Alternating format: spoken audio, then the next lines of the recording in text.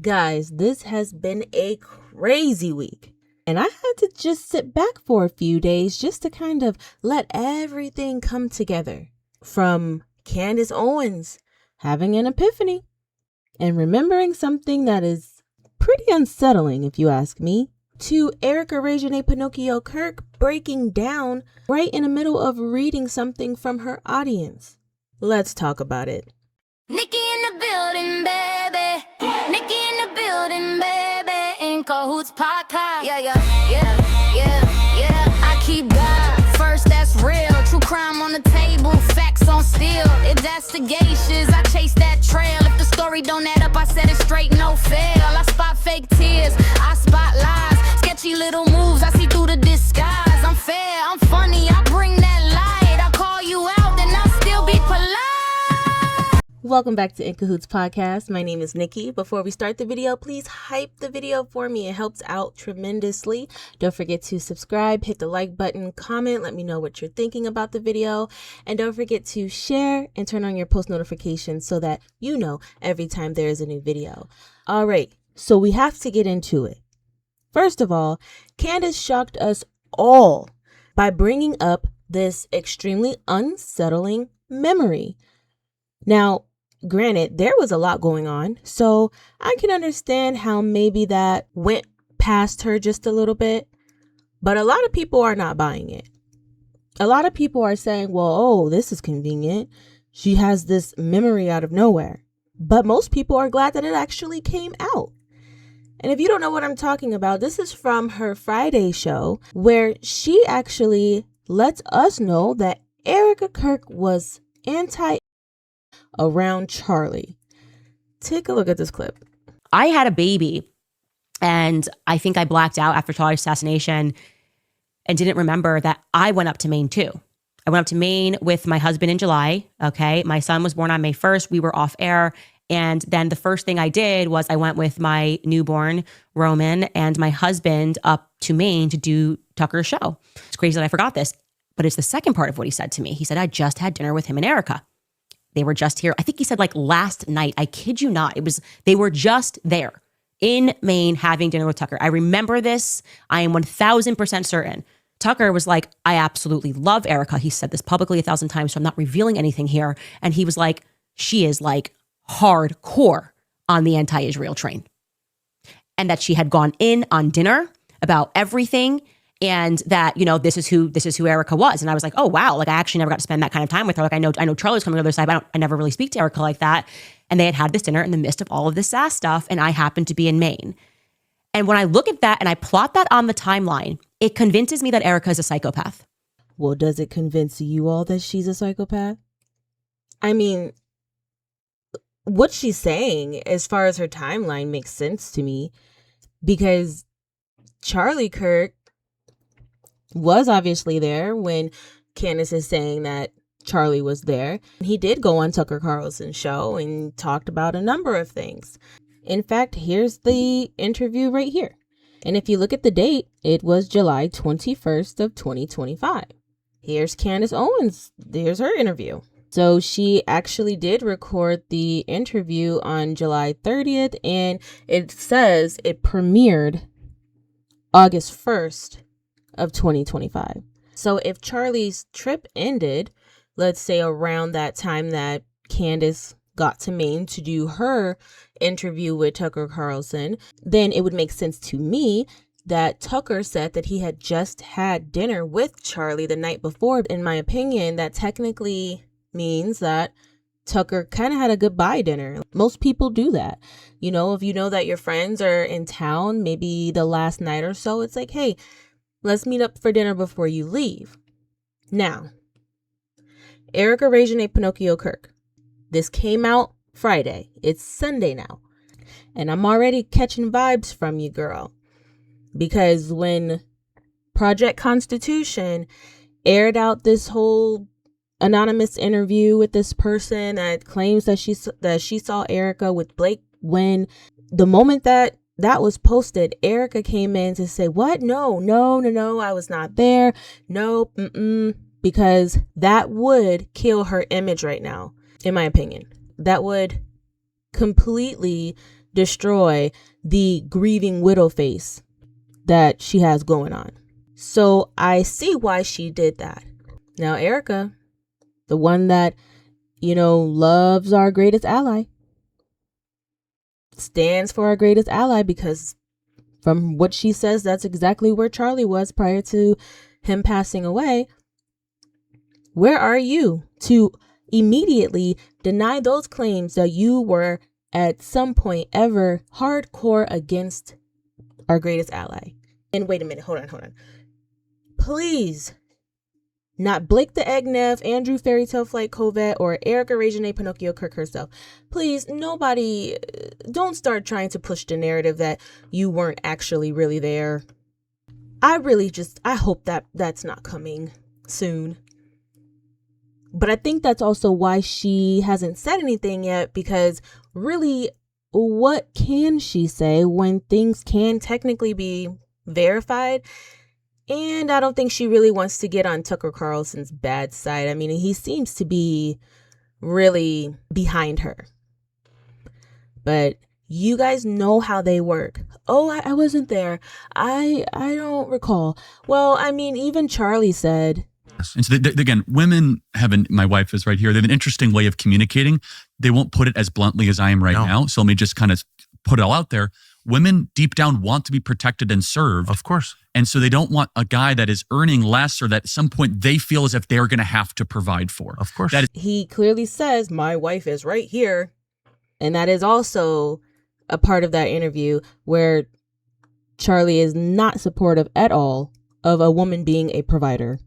But we won't go down that road right now. But anyway, Erika, what do you have to say about that? I would love to know. I don't want to hear from Andrew. I don't want to hear from Blake the Egg Neff.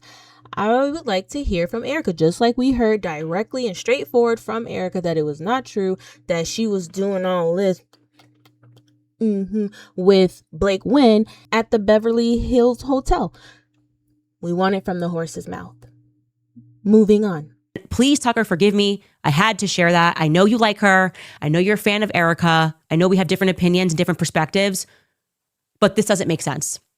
This does not make sense that Erika gets on stage and is pro-Israel, blinks and is at dinner and is anti-Israel, more anti-Israel than Tucker. I mean, than Charlie, as we're talking about all this Epstein stuff and Charlie's under pressure. And then as soon as Charlie passes away, she's up on stage with Barry Weiss saying anybody that doesn't support Israel has brain rot.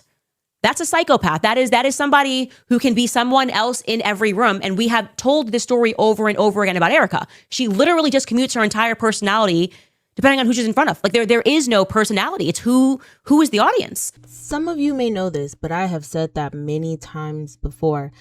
We never know which Erika we're going to get. And this is an example. I don't think that Erika Kirk is going to respond to this. I would love for her to. I'd be surprised if she did. But it'd be also great if Tucker responded to that too. Because it's weird. I mean, you really can't get around that. It is weird. They say this is all true.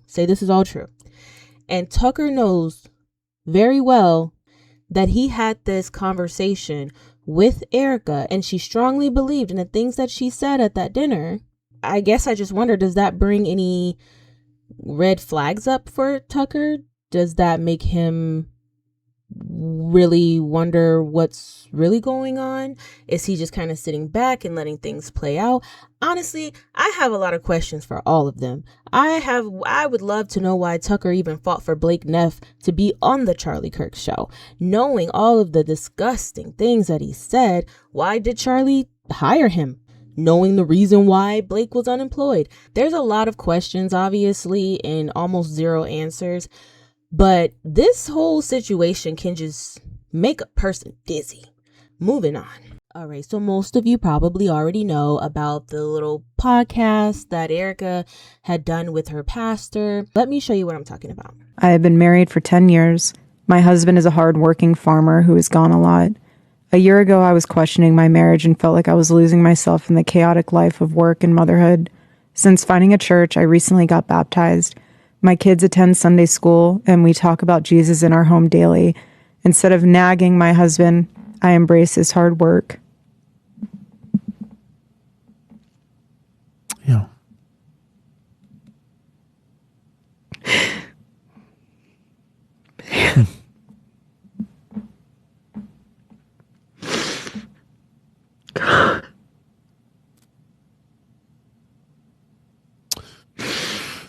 sorry. You better finish reading it, sweetheart. Let me finish reading it. I love him like a wife should when he comes home. Instead of losing myself to motherhood, I've completely embraced every second of it, never wanting my precious babies to grow up. It seems like the more I pour myself into my daily readings, church, and family, the devil shows his face more than I have ever witnessed. Why does it seem like the closer you get to God, the harder the devil works on you? Yeah.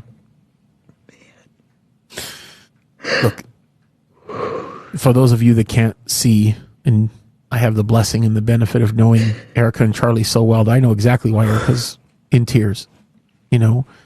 Man. I definitely want to know what you guys think. So please hit my comment section right away. Me personally, I found a few things interesting. Number one, do you guys notice how Erika, ever since Charlie passed away, she tends to speak on nagging a lot. You know, she tends to always say, don't do this and don't do that to your husband, just, be the one he wants to come home to, and don't nag and don't nag. And it's like she almost always gets emotional at that part, no matter when she says it. And that part in the video where it gets to the word nagging makes me wonder, in a sense, why are you so emotional about that? If anything, it would seem like she would have a sense of happiness that she held that trait within her, as to where she did not nag her husband and she was the woman that he wanted to come home to. It's almost getting to a point that it seems like regretful in a way, which makes me question, like, Erika, did you nag Charlie? Are you at a point in your life or within your grieving process as to where you're kind of like, man, I probably shouldn't have done that. I probably shouldn't have nagged him all the time. Because if you think about it, everybody's theory, including Candace Owens, other bigger podcasters and whatnot, a lot of people tend to really hone in on the fact that, he did not wear his necklace or his ring. He slept in the other room, in the daughter's room, in her baby bed. I always call it the baby bed because he was a big man. I don't understand how he could get a good night's sleep in a baby bed, but neither here nor there. Wedding photo gone. And a lot of people obviously think that that's odd. Why are you guys not sleeping in the same room? Why does he not have his wedding ring on? What happened that night? So with the theory floating around that maybe they did get into a big fight, maybe she was trying to force him into something, were you nagging? Was it like a nagging type of situation? Were you kind of saying, Charlie, you can't do this. You can't pull out of, the greatest ally movement. You can't do this. And why are you doing this to us? And were you nagging? Were you really pushing him? Why does Erika Kirk always get so emotional at just the word nag? That's what I wonder. I just wonder that. I'm not saying that that's fact or anything, allegedly, all of that good stuff, but it just makes me wonder. Now, did you guys notice when she had her breakdown and she's crying and the pastor, he's like, you want me to go ahead and finish? I'll finish it. And she's like, mm-mm. And she just continues reading. Because in my head, I'm like, she's like, oh, no. You're going to let these good tears come out and you're going to let this good emotion flow out because I finally learned how to do it. So no, I don't need you to read the rest. I am going to put these tears all over this mic and I'm going to give the people what they want. He was not about to steal that moment from Erika.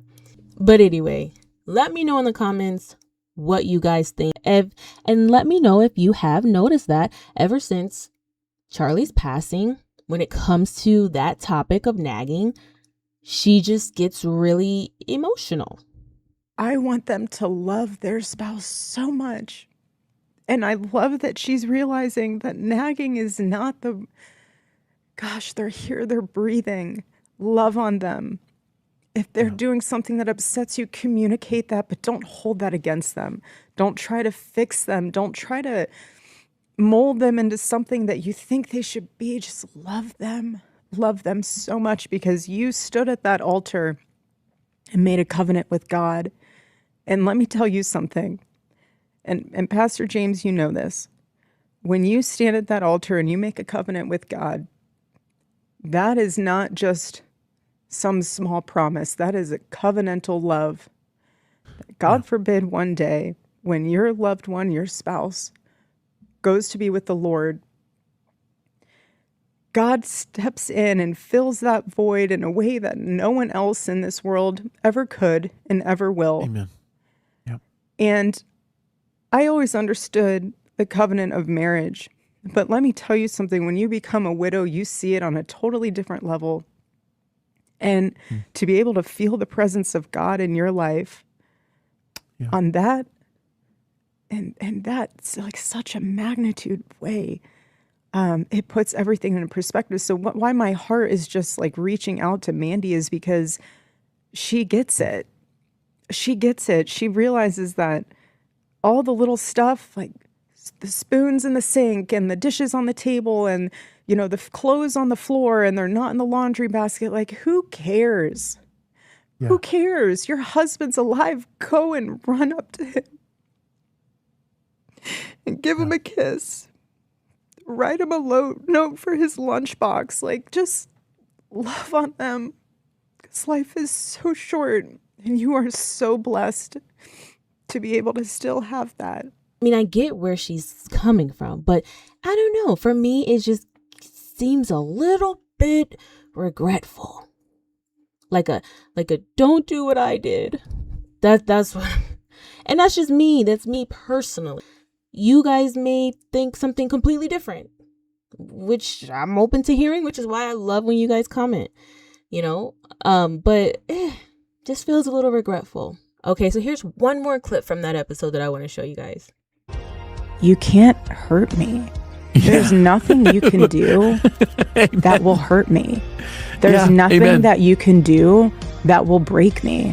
I have survived, again, the worst possible, unfathomable moment of my life. Yeah. Good luck. Oh, Erika Regine Pinocchio Kirk. Nobody is trying to break you. Nobody wants to hurt you. But I think anything that a content creator, myself, you know, you have Candace, Baron, I truly think that people just want you to make it make sense. I think that people are just wanting you to stop lying. People are just wanting to know, why is it that a freshly grieving widow is telling us about merch, hat sales, counting money, making empty chapters, empty high school chapters? I just think that people want to make it make sense.